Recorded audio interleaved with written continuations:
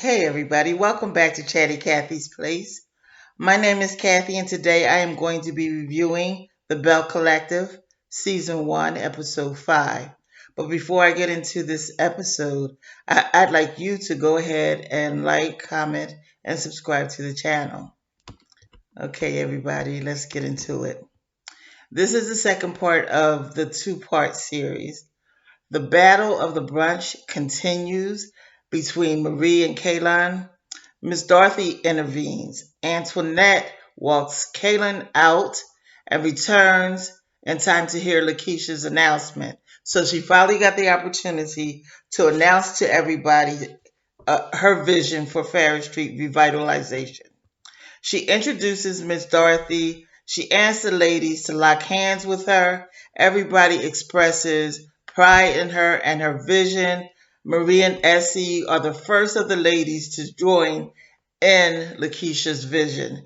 And I thought that was super. Like, I really thought that was super because that's what this show is supposed to be about.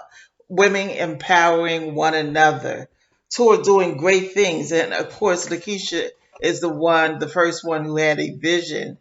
And now we see that it may just come to fruition, and I'm really happy about that. Letitia then has uh, Latrice has a meeting with Marie regarding her vision for her company's growth.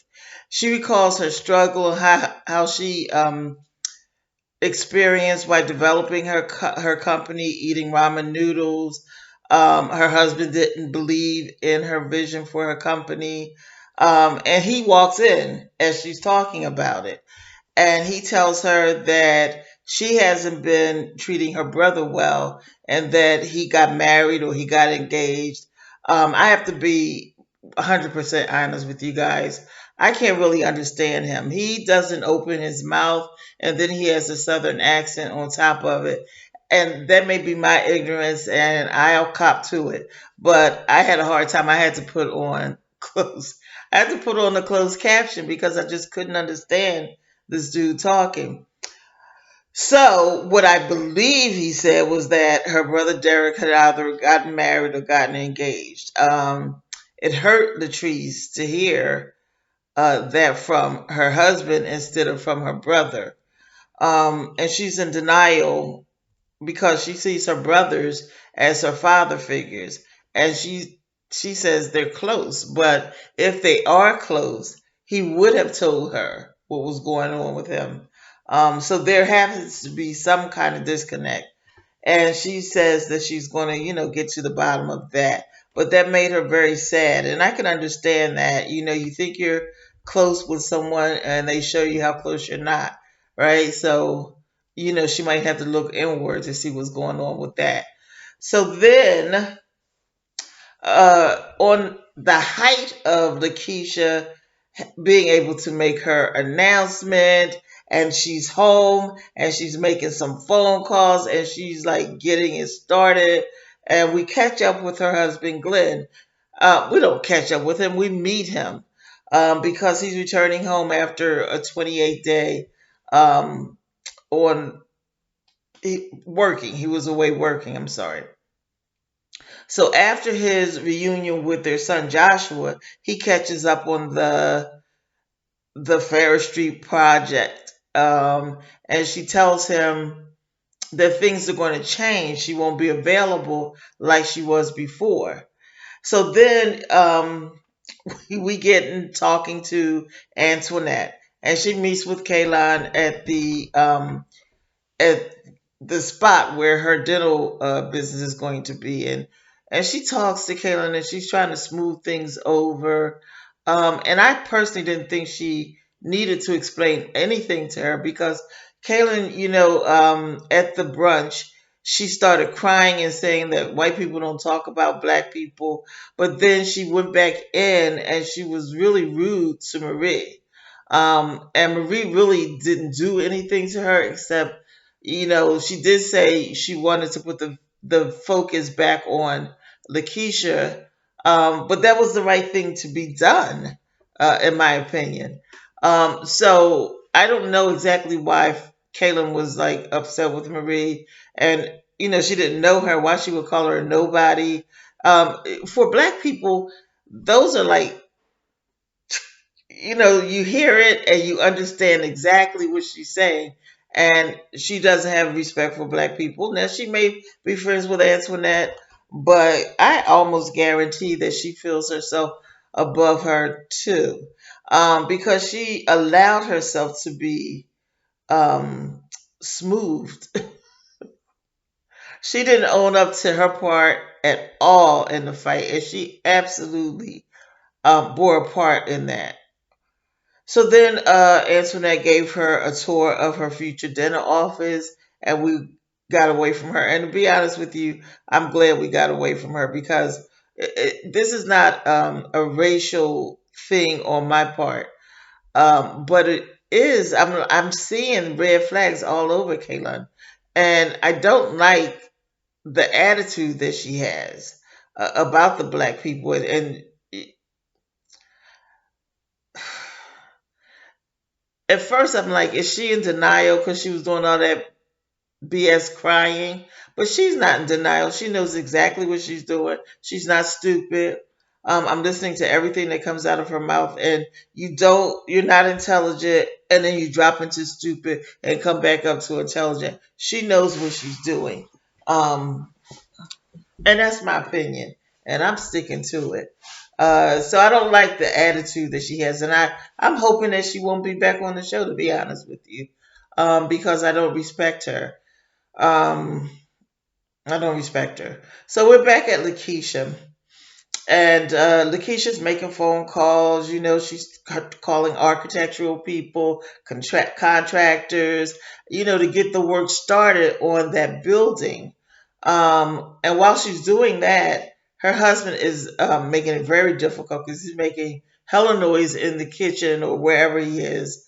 And she can barely hear on the telephone, and she has to, ask him to be quiet and things like that. So he feels that she's neglecting him because he's hungry, and that's why he's making all this noise, and that's very juvenile. And she says, well, there's food. He says something about not getting any yams. And at first I thought he was talking sexual, but then she said, there's food in the kitchen. And then she started telling him, like, there's ham, there's this, there's that in the kitchen. And he says, what do you want me to do? Put an apron on? And I'm like, oh, he's the chauvinist, right? And you think if you make yourself some food, you should put an apron on? Like, that's very sexist, in my opinion. He needs his wife, he said, when he comes home. He's been away working for 28 days. He needs his wife. And what I heard in the back of that was, I need somebody to pay attention to me, give all of their attention to me, to take care of me, to feed me, to sex me, to everything me. He said that he felt like he is supportive to her, but he wants to be served.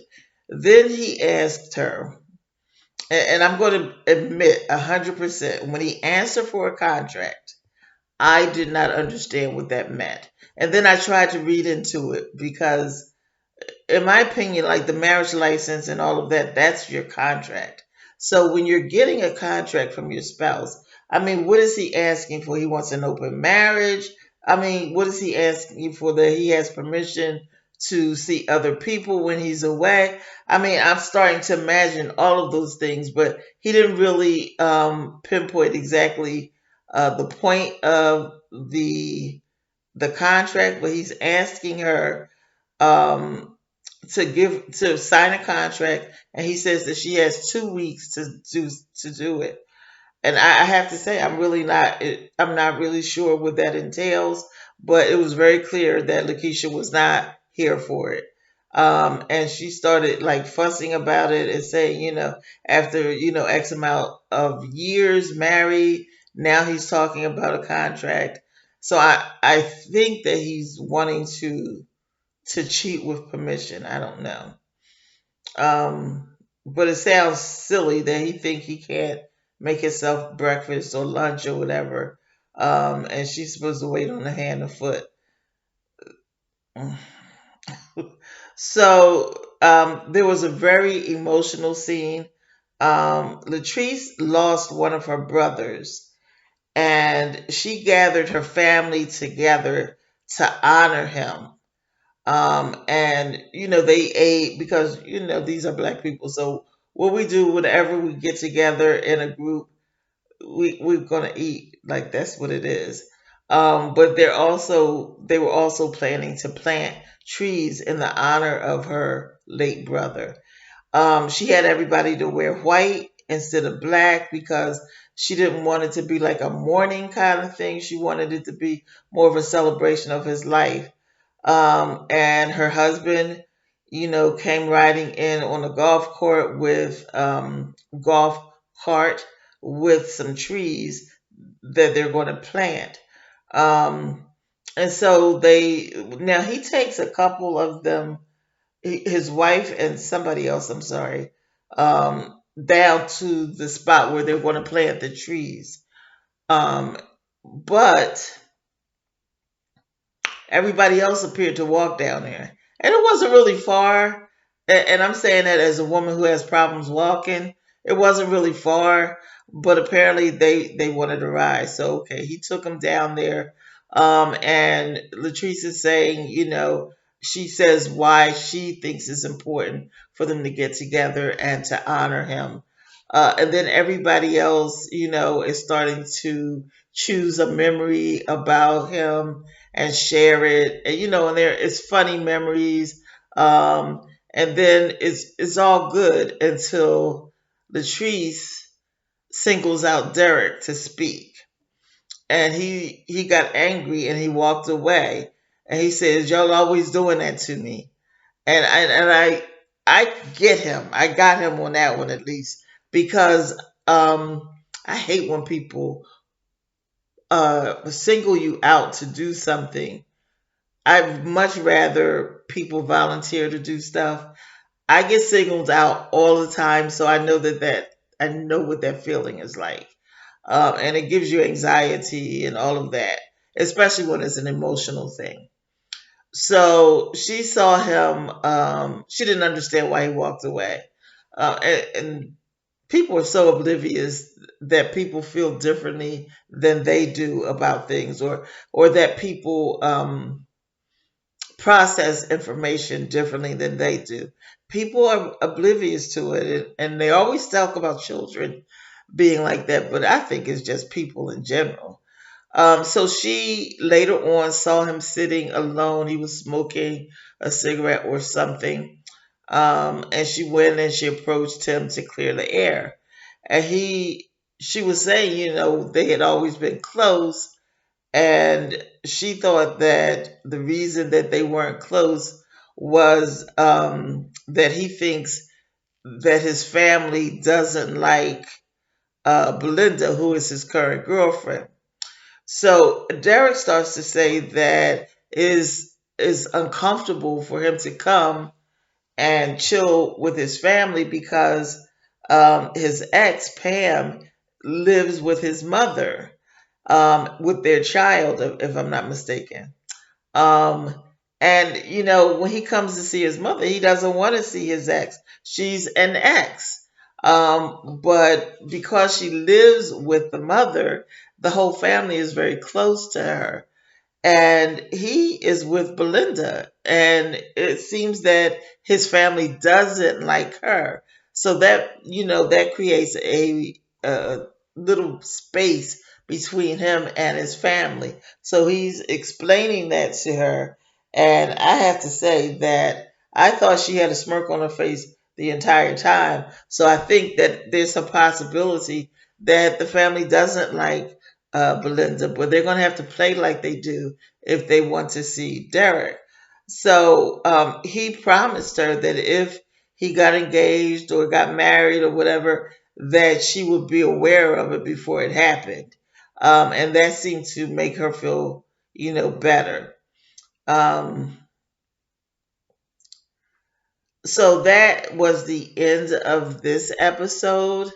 I thought that there was some closure for everybody, with the exception of Lakeisha, I think the whole contract thing, you know, to me, this should have been a three-part. Like, I want to find out what that contract is about and how she's going to handle that. Um, yeah, because that sounds a little bit crazy to me. So, ladies and gentlemen, thanks for joining me. Uh, please, before you log off, please like, comment, and support the channel by just like it and all of that good stuff, right?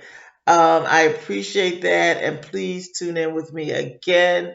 If you click the notification bell, then you'll know when I'm uploading again. And quite frankly, I'm getting ready to do another video now, so that is what that is. But I'll see you next time. Have a great day.